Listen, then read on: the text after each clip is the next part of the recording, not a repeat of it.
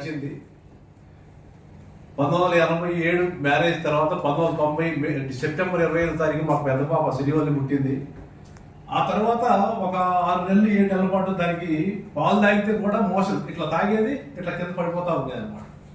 కరీంనగర్లో ఫేమస్ పేరు డాక్టర్ సత్యనారాయణరావు లోకే ఆయన ఉంటే వారి దగ్గర తీసుకెళ్తే చూసి అన్నాడు, ప్లేస్ చేంజ్ చేయండి, ప్లేస్ చేంజ్ చేస్తే అలా మార్పు వస్తుందేమో అని అంటే ఆ టైంలో కొన్ని రోజులు ఏలూరు పంపించాను వేడుగా. నేను అక్కడే బ్యాచులర్ ఉండేవాడిని. అక్కడ వెంకటేశ్వరరావు ఉండేవాడు నా మిత్రుడు, ఆయన రేపు వస్తాడు, ఆయన రిటైర్ అయ్యాడు ఏఈగా. ఆయన ఏం చేశాడంటే వాళ్ళు నన్ను బాగా చూసేవాడు, వాళ్ళ మిస్సెస్ వాళ్ళు వీళ్ళు అక్కడ ఉండేవాళ్ళు. సరే ఈ ఇట్లా కాదులే, వాళ్ళది అత్తగారిది హైదరాబాద్, మా కో బ్రదరు మా వదిన గారు హైదరాబాద్లో ఉండేవాడు. అరే హైదరాబాద్ చేంజ్ అయితే బెటర్ ఏమో చూడరా, నేను వరంగల్ వెళ్దాం అనుకునేవాడిని. కాదు హైదరాబాద్ అయితే చేంజ్ అయితే బాగుంటుంది చూడంటే. అదే అదృష్టంలో ఏమైందంటే అటాల కృష్ణారావు ఈఎన్సీ మేజర్గా ఉన్నప్పుడు కేసీ కెనాల్ లైనింగ్ వచ్చింది. అప్పుడు ఇక్కడ ట్రేసర్లు ఎవరు లేరు, మాకు ట్రేసర్లు కావాలని చెప్పి ఒకటి లెటర్ పంపిస్తే సర్కిల్స్కి వాళ్ళు ఏం చేశారంటే ఇది అడిగారు, ఇంట్రెస్ట్ ఉన్న వాళ్ళు ఎవరైనా సరే హైదరాబాద్ వెళ్తారా. నేనేదో మామూలుగా మాట్లాడుతూ వెళ్తాను నేను రాశా. మిగతా నా మిత్రులు కాజా కమరుద్దీన్, సయ్యద్ హఫీజ్ అని నా మిత్రులు వాళ్ళు హైదరాబాద్లో నీళ్ళు ఉండవు, పాళ్ళు ఉండవు, 10కి వెళ్ళాలా ఆఫీస్కి, నేను నువ్వేం చేస్తావు ఎందుకు అంటే లేదు నేను పిల్లల గురించి అని వెళ్తా అని చెప్పి నేను అప్లికేషన్ పెట్టుకున్నాను. పెట్టుకున్న తర్వాత లక్కీగా నాకు ట్రాన్స్ఫర్ వచ్చింది. వచ్చిన టైంలో మా కో బ్రదర్ ఆయన నుంచి అది చెప్పినా తక్కువే, ఆయన కరీంనగర్ వచ్చాడు. అంటే అప్పుడే ఫస్ట్ టైం రావడం. ఆయన వచ్చేపాటికి నేను ఛార్జ్ కూడా రెడీ చేయాలి, ఎందుకంటే ఐబీడీఎల్ కరీంనగర్లో దాదాపు ఒక 1000 ఫైళ్ళు ఉండేవి నా దగ్గర, 1000 ఫైలే.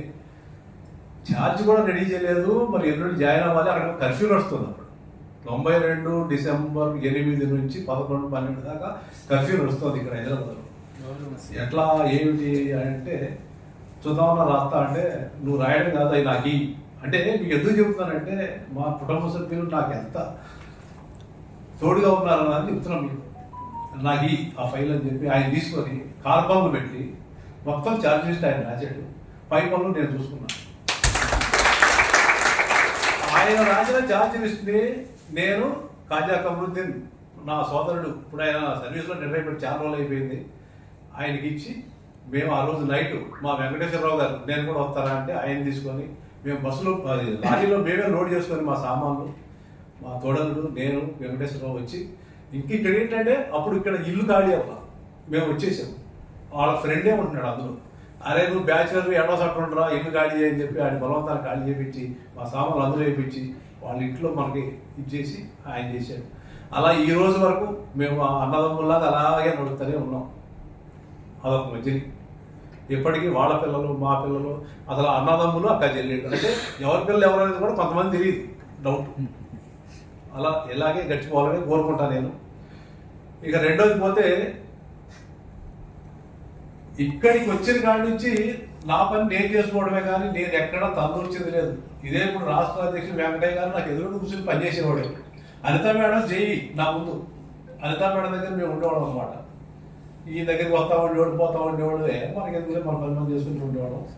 ఈ క్రమంలో నన్ను అటాల కృష్ణారావు గారు అపాయింట్మెంట్ ఇచ్చిన రోజున మా ఎగ్జిక్యూటివ్ ఇంజనీర్ బి జగదీష్ అని ఉండేవాడు, ఆయన టీవీబీ అర్రాదు రిటైర్డ్ ఈఎన్సీ, అప్పుడు ఆయన ఎస్సీకి ఉండేవాడు. వాళ్ళిద్దరూ తీసుకొని నన్ను అటాల కృష్ణారావు గారి దగ్గర తీసుకొచ్చారు. ఈయన కరీంనగర్ నుంచి వచ్చాడు. ఈ మధ్యలో ఒకటి జరిగింది మీకు చెప్పాలి, విచిత్రమైన విషయం ఏంటంటే కెప్టెన్ అప్పుడు ఎల్వి రావు గారు ఉండేవాడు మాకు ఎస్సీగా, నిర్మల్ ఎస్సీగా. ఆయన తర్వాత కెప్టెన్ జనార్దన్ గారు వచ్చాడు. కెప్టెన్ జనార్దన్ గారు ఏం చేశాడంటే ఎవరిని పంపించద్దు మన దగ్గర స్టాప్ లేరని చెప్పి ఆయన నన్ను రిలీజ్ చేయడానికి ఇచ్చేసాడు. అప్పుడు మా కరీంనగర్ ఐపీకి వస్తే ఆయన భోజయ్య అని ఒక డ్రైవర్ ఉండేవాడు. అలా డ్రైవర్ సార్ ఏంటంటే సార్ ఇప్పుడు వృద్ధులు కూడా రండి, సార్ పేపర్ చదువుతుంటాడు కలవండి అని చెప్తే సార్ కెప్టెన్ జనార్దన్ పొద్దున్నే 8 గంటలకి వెళ్తే సారు మన గెస్ట్ హౌస్లో బయట కుర్చీలో కూర్చొని పేపర్ చదువుతున్నాడు కెప్టెన్ జనార్దన్ గారు. సార్ మాది వరంగల్లే అంటే మరి వరంగల్ వెళ్ళాలి, మీరు హైదరాబాద్ ఎందుకు వెళ్తారని ఇదే క్వశ్చన్. అంటే నేను అన్నా లేదు సార్ పాపకి ఇట్లా ఉంది ఇదిగోండి సత్యనారాయణ లోకే గారు ఇది కూడా రాశాడని చెప్తే ఆయన కన్విన్స్ అయ్యి నన్ను రిలీవ్ చేశాడు. ఆయన రిలీవ్ చేశాడు. ఆ రిలీవ్ చేసిన తర్వాత ఇక్కడికి రావడం జరిగింది. అంతకుముందు 1987 డిసెంబర్ 9వ తారీఖు రోజున నేను ఐబీ డివిజన్ కరీంనగర్ నాకేం తెలవదు, నిర్మల్ సర్కిల్ వచ్చి నాకు ఆర్డర్ వచ్చింది. నేను వెళ్ళాను.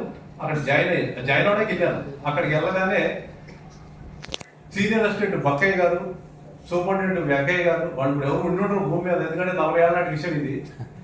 అట్లాగే మహబూబ్ నగర్ నుంచి డిఏఓ రామచంద్ర గౌడ్ గారు, వాళ్ళు ముగ్గురు కొత్తగా ట్రేసర్ వచ్చాడంటే పాపం వాళ్ళు నన్ను రిసీవ్ చేసుకున్న విధానం, రిసీవ్ చేసుకొని జాయినింగ్ రిపోర్ట్ ఇట్లా రాయాలని చెప్పి రషీద్ అని ఒక జూనియర్ అసిస్టెంట్ ఉండేవాడు బక్కయ్య గారి దగ్గర, ఆయన టైప్ చేసి తీసుకొచ్చి ఇక్కడ ఇట్లా సంతకం పెట్టండి, ఈ గారి దగ్గరికి వెళ్ళాలి.